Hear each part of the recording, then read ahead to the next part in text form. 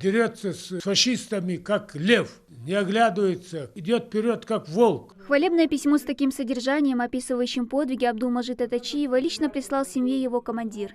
Весточки, написанные дядей с фронта, и рассказы матери. Вот и вся память о нем, делится Якуб Тачиев. Младший брат отца ушел в армию в 1939-м, а через 2 года, когда грянула Великая Отечественная, воевал на Втором Украинском фронте. Пехотинцем.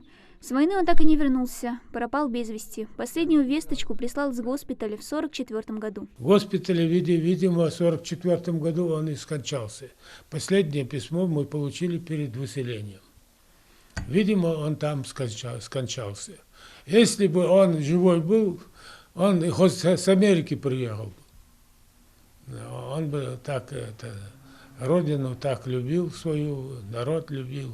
Своей семьи Абдулмаджида не было. После смерти старшего брата, отца Якуба, он стал кормильцем и опорой для 4 племянников. Узнать, где покоится тот, кто заменил одного из родителей. Эту мечту Якуб Тачиев лелеял не 1 десяток лет. Помог внук. Именно он нашел информацию о нем в соцсетях. Абдулмаджид Тачиев покоится в городе Бельцы, Республике Молдова. Там находится обелиск, как у нас вот возле озера. В таком обелиске и на 5-й или 6-й стороне столбики написано Тачиев А.М. Значит, это Тачиев Абдулмаджид Газмагомедович. Другого там не может быть. Вот так вот мы нашли его. И я так обрадовался. Я, если бы был сейчас здоров, поехал бы туда, в Бельцы, и все разузнал бы. Таких историй солдат, погибших на фронтах Великой Отечественной, много, но немало среди них и тех, кто вернулся. В их числе Абдулла Плиев. Родился будущий защитник в 1914 году. Был смелым, грамотным, очень любил учиться. В 1939-м поступил в советскую партийную школу во Владикавказе, но закончить не успел. Помешала война. 27-летний Абдулла Плиев отличился в боях храбростью и мужеством.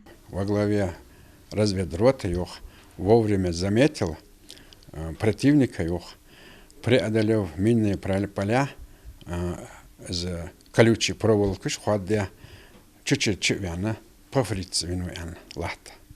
Цигича с орден славы 3-й степени представит тебя еще в марте месяце за отвагу я хожу, с медалицей. Этот подвиг он совершил в тяжелый для нашего народа день, 23 февраля 1944 года. Командир поставил Абдуллу перед выбором – отправиться в Казахстан или остаться дальше воевать. Он остался на фронте, а уже после победы в 1945-м поехал в Среднюю Азию.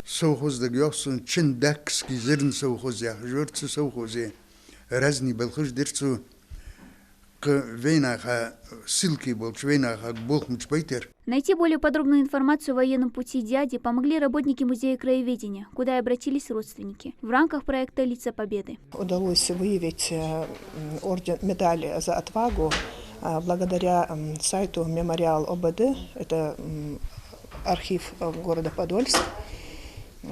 И оттуда мы нашли информацию, что он был награжден медалью за отвагу.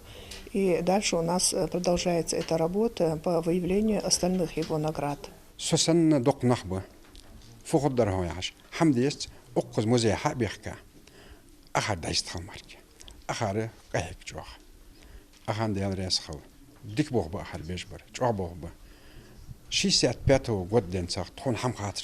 Вторая мировая война, по общим оценкам, унесла от 50 до 80 миллионов жизней и стала одной из самых кровопролитных в истории человечества. И именно такие проекты помогают узнать чуть больше о тех, кто ковал эту великую победу, и помнить о том, какой ценой она досталась. Дана Плиева, Магомед Дидигов, Новости 24.